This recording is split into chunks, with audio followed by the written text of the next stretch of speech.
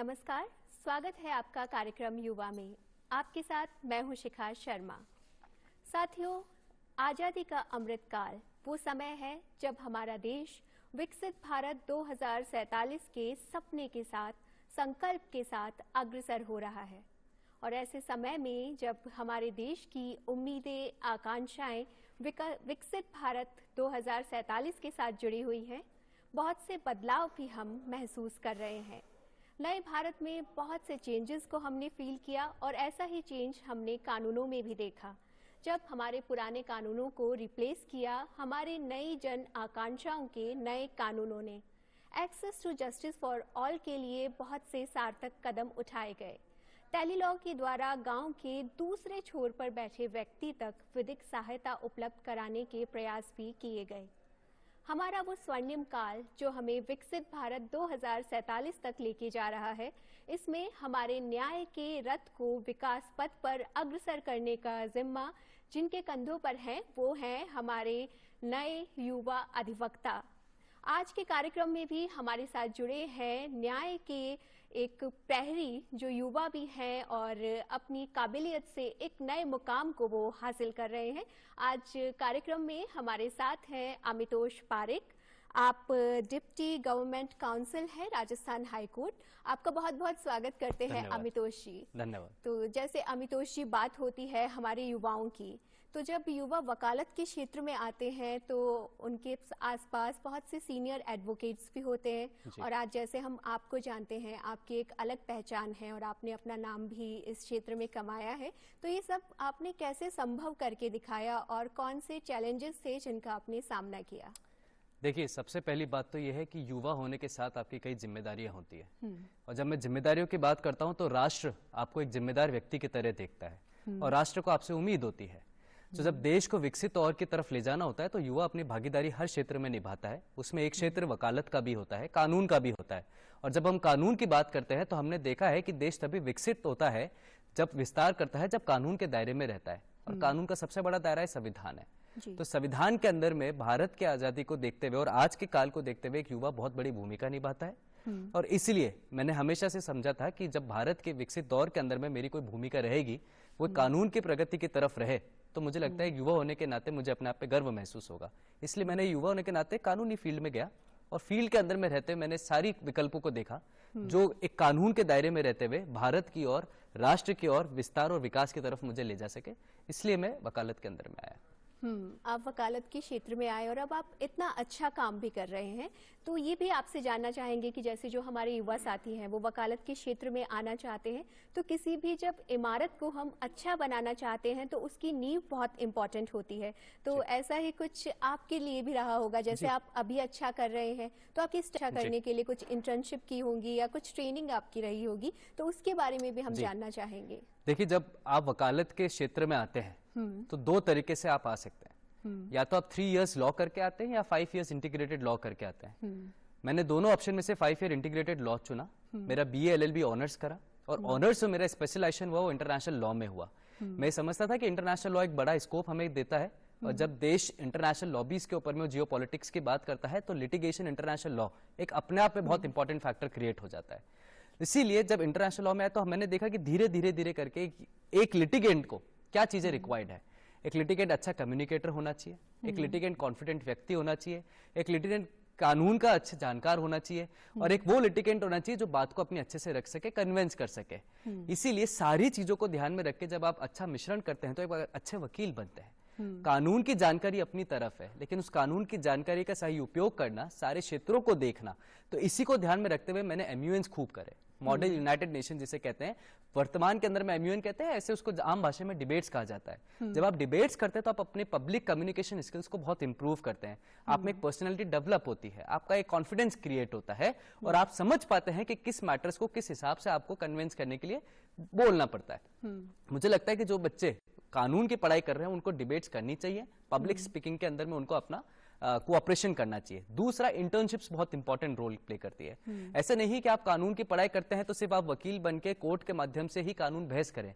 कई सारे क्षेत्र हैं जिसमें आप अपनी भागीदारी निभा सकते हैं। जैसे कॉर्पोरेट फैक्टर्स होते हैं, कॉर्पोरेट के अंदर आप जाते हैं, लीगल फर्म्स होती हैं, आप आईपीआर में जा सकते हैं, ट्रेडमार्क पेटेंट्स हम जिसे देखते हैं, आप इंटरनेशनल लॉ पढ़ के इंटरनेशनल एम्बेसीज के अंदर में जा सकते हैं, इंटरनेशनल बाहर जा सकते हैं, आप पीएचडी करके अच्छे प्रोफेसर्स बन सकते हैं, आप जुडिशरी की तैयारी करके मजिस्ट्रेट बन सकते हैं और कानून के अंदर में जाके एक अच्छे वकील बन सकते हैं। और जब कानून के अंदर आपको लगता है कि भाई 10 साल हो गए हैं, तो हमारे प्रावधान भी है कि after 10 years of practice and 45 years of age with sub reportable judgments आप एक अच्छे जज भी साबित हो सकते हैं। तो मुझे लगता है जब बच्चा जब कानून की पढ़ाई कर रहा होता है, उसको लगता है उसका फील्ड किस तरफ है। जैसे आप मेरी जब निजी बात करूं तो मेरा क्रिमिनल साइड इंटरेस्ट ज्यादा था, लेकिन उसके बावजूद भी मैंने सारे फैक्टर्स को अपनाया। मैंने इंटरनेशनल लॉ की स्टडी करी, मैंने इंटरनेशनल फर्म्स के साथ काम करा, मैंने कॉर्पोरेट सेक्टर में इंटर्नशिप्स करी, मैंने गवर्नमेंट सेक्टर में इंटर्नशिप करी, मैंने एक वकील के अंतर्गत में जाके इंटर्नशिप करी, मैंने हाईकोर्ट जज के साथ में रिसर्च करी। तो सारे फैक्टर्स अब मैं समझ गया, तो मुझे लगा कि litigation is my best option. ऐसे ही जो बच्चा पढ़ रहा है उसको देखना चाहिए वो किधर जा सकता है। फील्ड बहुत बड़ा है, ऐसा नहीं है कि मैंने एक पढ़ाई करी हो मैं सिर्फ यहीं जा सकता हूँ। एक लॉयर किसी भी फील्ड में जाएगा उसके हमेशा एक इंपॉर्टेंस रहेगी। पब्लिक स्पीकिंग अच्छी करिए, मेजरली इंटर्नशिप्स करिए, अच्छे लोगों से मिलिए और एक अच्छा वकील बनके आप साबित करिए। तो अमितोष ने हमें बताया कि कैसे आप में स्किल्स होनी चाहिए और इन्हें डेवलप करने के लिए तो आपको ही काम करना होगा। जैसे अभी हम अमितोष की बातें सुन रहे हैं तो मन करता है कि बस इनकी बातों को सुनते ही जाएं, और ये इनकी कम्युनिकेशन स्किल्स का कमाल है। साथ ही ये जितना अच्छा लीगली काम करते हैं उतनी ही अच्छी कम्युनिकेशन स्किल भी इनकी सहायता करती है। तो आप भी अगर वकालत के क्षेत्र में आते हैं तो कुछ स्किल्स हैं जो आपके अंदर होनी चाहिए और इन्हें आप डेवलप कर सकते हैं। अब जब वकालत की बात आती है तो आपने हमें साथ में ये भी बता दिया कि कौन कौन से अवसर हमारे युवाओं को मिल सकते हैं। क्षेत्र एक बहुत बड़ा होता है वकालत का, तो जो भी हमारे युवा साथी जाने चाहते हैं उसमें से किसी भी क्षेत्र को वो चुन सकते हैं। लेकिन जब वकालत के क्षेत्र में आ जाते हैं तो लीगल एड की हम बात करते हैं, साथ ही ये भी हम बात करते हैं कि कुछ लोगों को सहायता उपलब्ध कराई जाए। तो ऐसे में आप क्या देखते हैं कि युवा वकील का कितना उसमें योगदान रहता है और आपने भी क्या ऐसी सेवाएं दी हैं? जी बिल्कुल, जब मेरा शुरुआती दौर था वकालत का और जब मैं लिटिगेशन में आया था तब मैं एक ऑफिस के अंदर में रहता था एज ए जूनियर। जूनियरशिप रह के मैंने वकालत के कई सारे दायरों को देखा, सीखा और सीनियर से वो सारी बातें समझी जो एक आगे जाके वकालत के लिए एक अच्छा वकील साबित करने के लिए उपयोगी होगी। साथ में प्रो बोनो प्रैक्टिस हमने बहुत करी है। प्रो बोनो पब्लिको जिसे हम कहते हैं, प्रो बोनो लिटिगेशन हम जिसे कहते हैं, मतलब जहां पर निस्वार्थ भाव से आप उन लोगों की सेवा करते हैं जो या तो किसी लिटिगेंट की फीस नहीं अफोर्ड कर पाते हैं या उन तक न्याय नहीं पहुंच पा रहा है, क्योंकि बीच में जो गैप है वो एक वकील का होता है जो वहां पे खड़ा नहीं हो रहा है। तो चाइल्ड लेबर के अंदर में मैंने अपनी प्रैक्टिस करी। जितने भी चाइल्ड लेबर्स जयपुर के अंदर, राजस्थान में आते थे, उन बच्चों की तरफ से खड़े होना, पैरवी करना, सेशन कोर्ट से लेकर हाई कोर्ट तक मैंने उनके लिए वकालत करी है। चाइल्ड लेबर लॉस के ऊपर मैंने प्रैक्टिस करी, जुवेनाइल जस्टिस की मैंने प्रैक्टिस करी। कई सारे जजमेंट्स के अंदर में मेरे को बेनिफिट भी हुआ, रिलीफ भी मिला है। कई बच्चे चाइल्ड लेबर से बाहर भी आए हैं और जो उसमें अपराधी थे उनको सजा भी मिली है। तो वो क्यों हो रहा था? वो इसलिए हो रहा था कि जितने अक्यूज उस समय हुआ करते थे जो चाइल्ड लेबर के अंदर में इन्वॉल्व होते थे उनको सजा नहीं मिल पाती थी। रीजन ये होता था कि उनकी तरफ से पैरवी करे कौन, बच्चों की तरफ से। एनजीओस के लिए अच्छे वकील के ऑप्शन नहीं थे। तो एक ही फील्ड सबसे बड़ा है। अगर आप कोई भी बच्चा वकालत करने के लिए प्रो बोनो में जाना चाहता है वो एक एनजीओ के साथ कनेक्ट हो सकता है, जो एनजीओ डिफरेंट फील्ड्स में काम कर रहे होते हैं। मैंने चाइल्ड लेबर एनजीओ को ऑप्ट किया, वहां मुझे एक अपॉर्चुनिटी मिली। मैंने उन बच्चों की पैरवी करी जो चाइल्ड लेबर में बाउंडेड थे। उनके लिए थाने से लेकर पुलिस स्टेशन एफआईआर से लिखने से लेकर हाईकोर्ट तक हमने वकालत करी। उसका लाभ भी मिला कि कई चाइल्ड लेबर से बाहर हुए। तो प्रो बोनो एक बहुत बड़ा फैक्टर है। आप गांवों में जा सकते हैं, आप लेबर्स के पास जा सकते हैं, आप उन लोगों के पास जा सकते हैं जिनके पास ढंग का आर्थिक स्थल नहीं है लेकिन उनको न्याय की उम्मीद है। और न्याय की उम्मीद तभी पूरी होती है जब उनके साथ एक अच्छा वकील होता है, तभी वो न्याय मिल पाता है और तभी किसी को न्याय का रास्ता दिखता भी है। तो मुझे लगता है प्रो बोनो पब्लिक को एनजीओ के साथ कनेक्ट होके एक बहुत अच्छा फील्ड है। कई एनजीओ यूथ को प्रमोट भी करते हैं क्योंकि उनमें एक अलग ऊर्जा होती है, वो अलग चीज लाके देते हैं, वो अलग पढ़ाई करते हैं, अलग रिसर्च करते हैं और एनर्जेटिक के साथ उन व्यक्ति के साथ खड़े होते हैं जिनको उनकी सबसे ज्यादा आवश्यकता होती है। तो इसीलिए कहा जाता है कि ब्लैक कोट सिर्फ एक ड्रेस नहीं होता है बल्कि एक बहुत बड़ा दायित्व होता है, जो एक पेशा ऐसा होता है जहां न्याय दिलाने की भी जिम्मेदारी होती है। साथ ही बहुत सारी उम्मीदें भी हैं जो इस पेशे के साथ जुड़ी होती हैं और आप थोड़ा सा समय अगर सेवा के लिए दे सकते हैं, जैसा अभी अमितोष ने भी बताया, वो भी इस तरीके के कार्य से जुड़े, तो वो भी बहुत अच्छा हो सकता है और एक सुकून आपको ज़रूर मिलेगा और आपके आने वाले समय के लिए वो बहुत अच्छा भी होगा। जब वकालत की हम बात करते हैं तो उसमें PIL के बारे में हम सभी सुनते हैं, तो अमितोष हम जानना चाहेंगे कि ये PIL कितनी इम्पोर्टेंट होती है और हमारे जो युवा वकील हैं वो इनमें PIL के माध्यम से कैसे समाज में एक पॉजिटिव चेंजेस ला सकते हैं, और आपका भी कोई पर्सनल एक्सपीरियंस हो तो जरूर जानना चाहेंगे। देखिए, PIL की फुल फॉर्म है पब्लिक इंटरेस्ट लिटिगेशन। तो जब भी किसी के साथ भी पब्लिक जुड़ जाए तो वो जन सेवा का काम होता है, जन कल्याण का काम होता है, और उसका इंटरेस्ट जुड़ जाए जिसमें उसको न्याय मिल सके, तो वो लिटिगेशन जिसमें जन को कल्याण हो सके, जन कल्याण को न्याय मिल सके, वो पब्लिक इंटरेस्ट लिटिगेशन है। आर्टिकल 32 में सुप्रीम कोर्ट में और आर्टिकल 226 कॉन्स्टिट्यूशन ऑफ इंडिया में हाई कोर्ट में इसका जुरिडिक्शन आता है। अब इसमें लगाए कौन? सबसे बड़ा एक फैक्टर जो प्ले होता है, किसी भी तरह से आप वकालत में जाते हैं तो एक लोकस स्टैंडाई वर्ड होता है। उस लोकस स्टैंडाई का मतलब होता है कि आप इसमें किस आधार पर खड़े हो रहे हैं, आपका इसमें क्या हित है या आपको क्या नुकसान हुआ है, वो आपको कोर्ट को प्रूव करना पड़ता है। लेकिन पब्लिक इंटरेस्ट लिटिगेशन एक ऐसा इंटरेस्ट लिटिगेशन है जिसके अंदर में लोकस स्टैंडाई का रोल नहीं है। आप जा सकते हैं, मैं जा सकता हूं, हमारे सुनने वाले दर्शक कोई भी जा सकता है। पब्लिक एस्पिरेटेड सिटीजन मतलब अगर मेरे घर के पास में कोई दिक्कत है या मेरी कॉलोनी में कोई दिक्कत है, मेरे एरिया में कोई दिक्कत है, या किसी समाज को कोई दिक्कत है, या कहीं पॉलिसीज ढंग से इंप्लीमेंट नहीं हो रही है, तो किसी के साथ न्याय नहीं हो रहा है, मैं एक पब्लिक एस्पिरेटेड सिटीजन होने के नाते, भारत का नागरिक होने के नाते न्यायालय के समक्ष में उनके बिहाफ पर जा सकता हूं जहां उनको लाभ मिले। जैसे मैं आपको उदाहरण बताता हूं, मैंने कई सारी पब्लिक इंटरेस्ट लिटिगेशंस लगाई हुई है, मेडिकल पॉलिसीज के ऊपर मैं लगाई हुई है, तो कहीं पानी की समस्या थी वहां लगाई है, तो कहीं पॉलिसीज ढंग से इंप्लीमेंट नहीं हुई तो वहां लगाई है, कई बार किसी ऑर्डर के अगेंस्ट लगाई है, तो कभी कोई मूवी आई है जिसमें फंडामेंटल राइट्स को वायलेट करा है वहां लगाई है। तो फंडामेंटल राइट्स हम बात करते हैं तो फंडामेंटल राइट्स है कि जहां पर आपका मौलिक अधिकार है।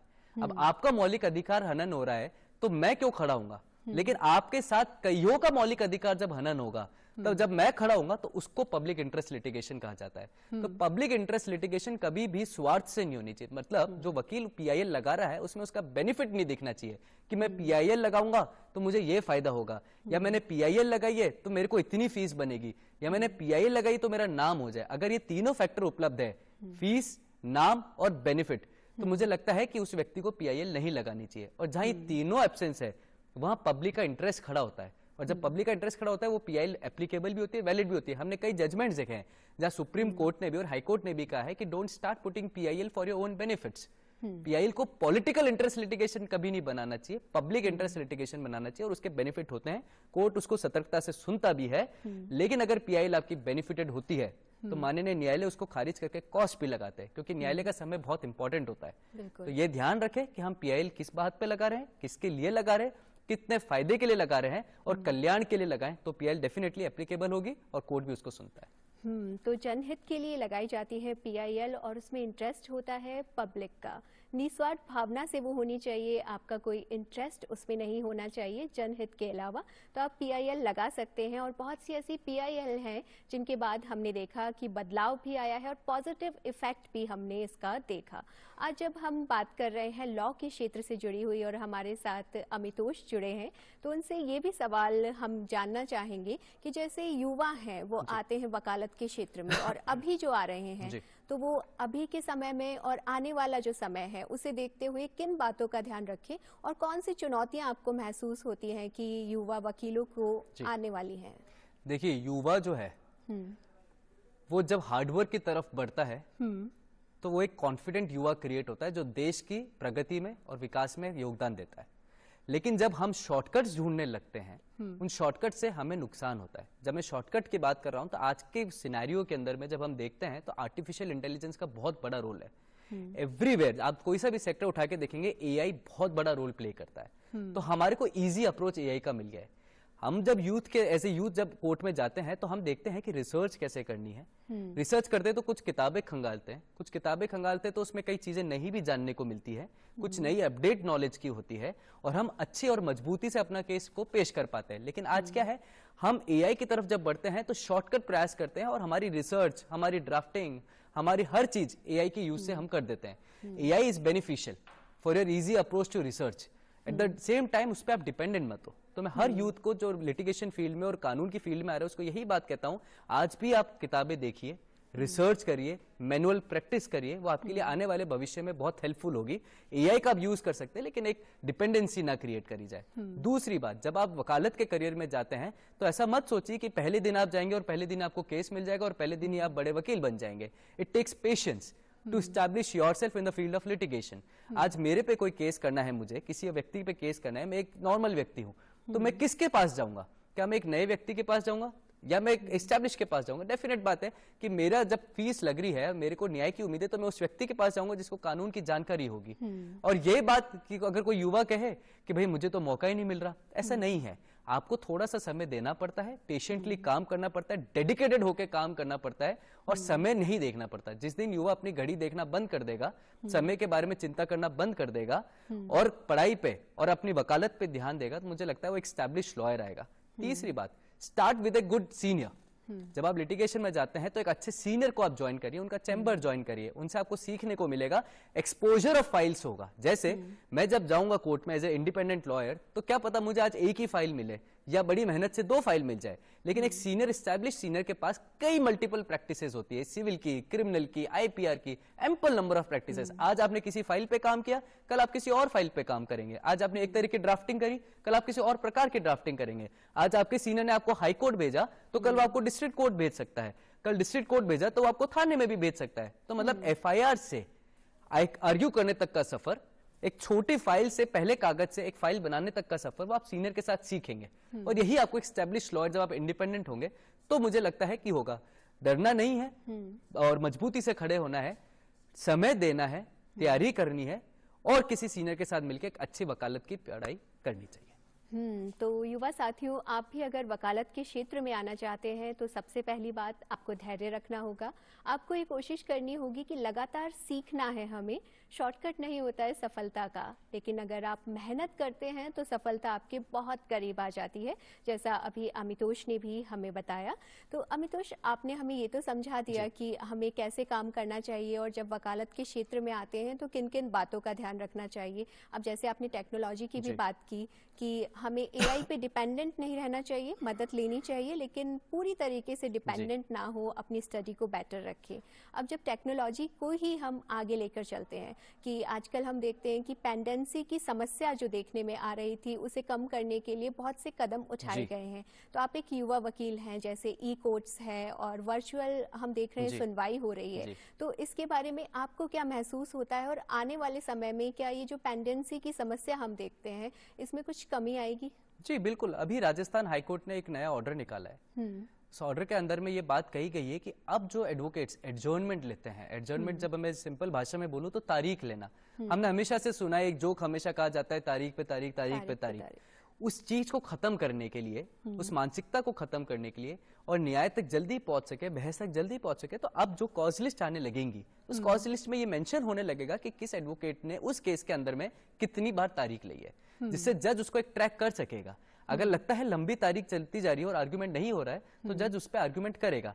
एक बहुत बड़ा प्रोसीजर होता है। आज आपने कोई केस फाइल करा, उस ऐसा नहीं कि आज मैंने केस फाइल किया और आज ही बहस हो गई और कल जजमेंट हो गया। उसमें एक लंबी प्रक्रिया होती है। आज मैंने केस फाइल करा, कल सामने वाला जवाब देगा, मैं उसका जवाब दूंगा, मैं कोई एप्लीकेशन लगाऊंगा, वो कोई एप्लीकेशन लगाएगा। एक लंबा सफर तय करने के बाद जज जो होता है उसको आर्गुमेंट के ऊपर में लाता है, आर्गुमेंट होता है, फिर जजमेंट आता है।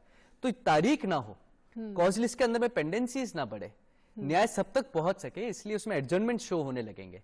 दूसरी बात कि जब भी हम पेंडेंसीज की बात करते हैं तो हमें लगता है कि पेंडेंसी इसलिए होती है, कई बार कोई वकील पहुंच नहीं पाता है या कई बार कोई लेट हो जाता है या उस समय कोई दिक्कत आ जाती है, इसलिए कई बार वर्चुअल कोर्ट्स का भी सिस्टम अब क्रिएट कर चुके हैं। हमने कोविड के समय पे इसका सबसे बड़ा जीता जागता उदाहरण देखा है कि पूरा देश जब कोविड जैसी महामारी से झुलस रहा था, तब भी कोर्ट्स चल रहे थे और कोर्ट्स वर्चुअल चल रहे थे। ऐसा नहीं था कि सुनवाई रुक गई थी, ऐसा नहीं था न्याय रुक गया था। व्यवस्था बनाई गई और व्यवस्था के अनुसार न्याय हुए। तो वर्चुअल कोर्ट्स का बहुत बड़ा फंडा हो गया। आज यहाँ पर बैठ के मैं किसी और कोर्ट के अंदर में भी आर्ग्यू कर सकता हूँ, मुझे ट्रैवल करने की आवश्यकता नहीं है।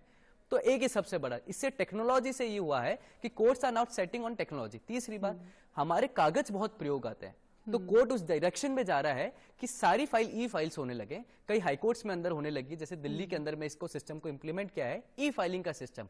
उसको टेक्नोलॉजी को यूज करते हुए सारा डेटा, सारी फाइलिंग आपकी ई लेवल पे आ जाएगी, जिससे कागजों का प्रयोग कम से कम हो सके, फाइलों की कम से कम बात हो सके।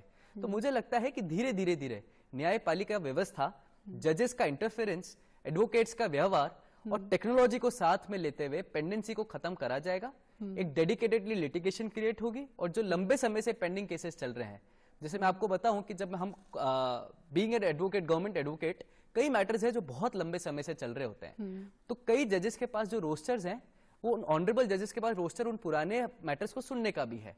तो एवरी टाइम वेडनेसडे को जैसे हियरिंग डे है, तो वो जो लंबित केसेस है उनकी हियरिंग होती है, उनको खत्म करा जा रहा है। तो पेंडेंसी धीरे धीरे निपटाई जाएगी, लेकिन उसमें सबसे बड़ा रोल एडवोकेट का है कि multiple dates and not arguing the matter will create litigation towards pendency. वो नहीं करा जाए, आर्ग्यू हो रहा है, टेक्नोलॉजी को यूज करा जा रहा है, और मुझे लगता है आने वाले भविष्य में, निकट में ही हम देखेंगे कि कितना अच्छे लेवल पे पेंडेंसी खत्म होगी। तो पेंडेंसी को ख़त्म करने में भी प्रयास किए जा रहे हैं इसके लिए भी, और हम देखते हैं कि क्षेत्र कोई भी हो, लेकिन युवाओं से बहुत ज़्यादा उम्मीदें होती हैं।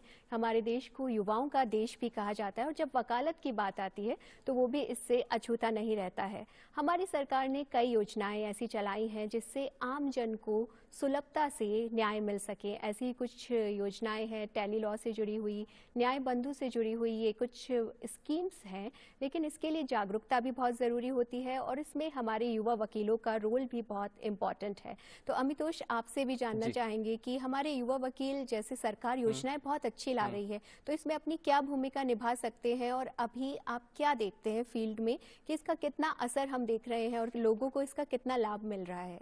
देखिए, बहुत इंपॉर्टेंट बात यह है कि स्कीम्स का लाभ तभी मिल सकता है जब व्यक्ति उसके लिए अवेयर हो। अवेयरनेस प्रोग्राम क्रिएट करना बहुत आवश्यक है, ग्राम लेवल पे भी और अर्बन लेवल पे भी, दोनों जगह। दूसरा, ये जो दोनों स्कीम की आपने बात करी, बहुत इंपॉर्टेंट स्कीम्स है। दोनों के स्कीम का फंक्शन क्या है? जहां पर भी किसी व्यक्ति को बात करनी है और उसको समझ नहीं आ रहा, ना एडवोकेट की उसके पास एडवोकेसी नहीं है, तो वो उस नंबर पे संपर्क करके, जो सरकारी नंबर है, टोल फ्री नंबर है, वहां से कनेक्ट कर सकता है। उसको एक लीगल एड वहां से मिलेगी।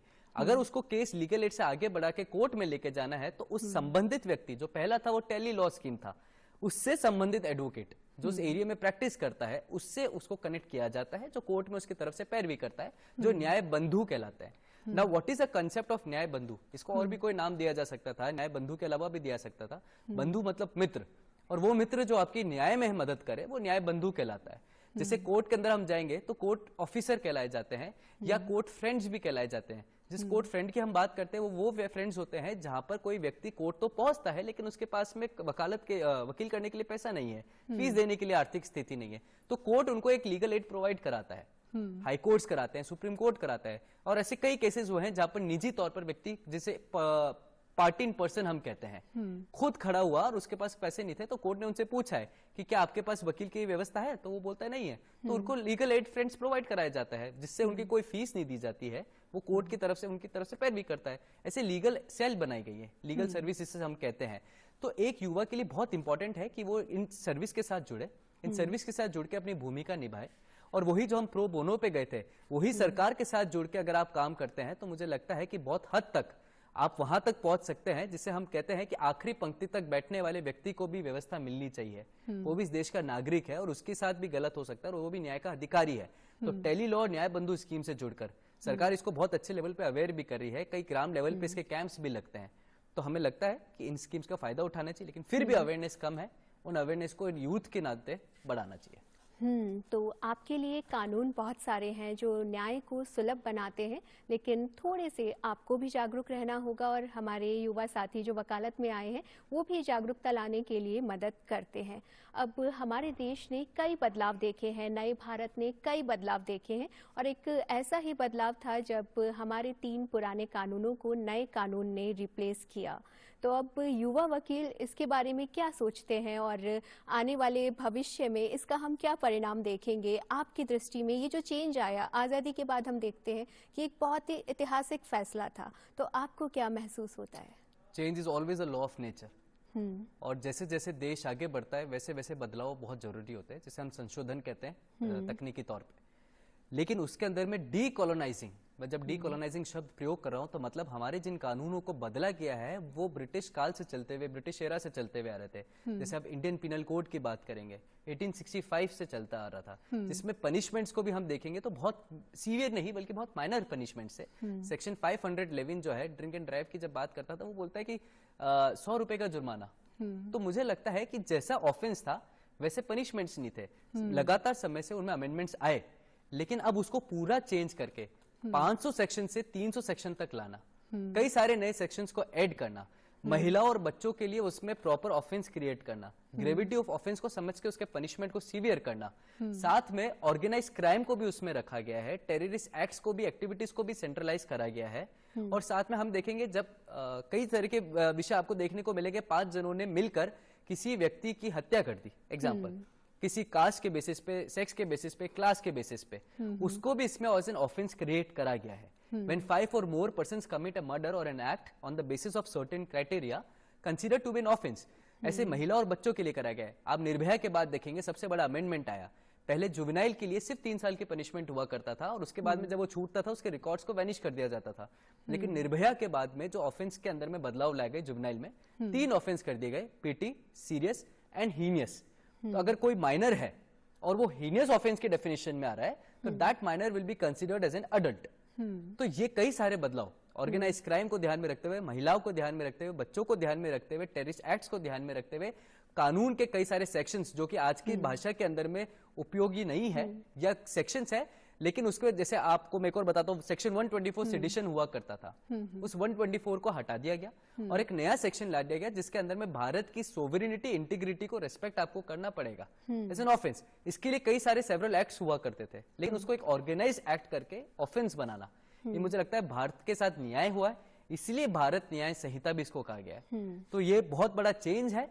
हाँ, दिक्कत आ सकती है, दिक्कत इसलिए आ सकती थी क्योंकि लोग जो बड़े लंबे समय से आईपीसी पढ़ रहे थे उनके एक प्रैक्टिस क्रिएट हो गई थी, सेक्शंस मुंह जबानी याद हो गए थे, इन्वेस्टिगेशन अथॉरिटीज को भी पता होता था कि हम ऐसा सेक्शन डालते हैं तो ये सेक्शन उपयोग हो रहा है। वो जब चेंज होता है तो थोड़ा पढ़ना पड़ता है, उसमें पनिशमेंट बड़े हैं, जैसे रेप का पनिशमेंट सीवियर हो गया है, पहले नहीं था इतना सीवियर, 7 years to था, लेकिन अब 10 years to LI कर दिया गया है। There are several punishments which have been changed.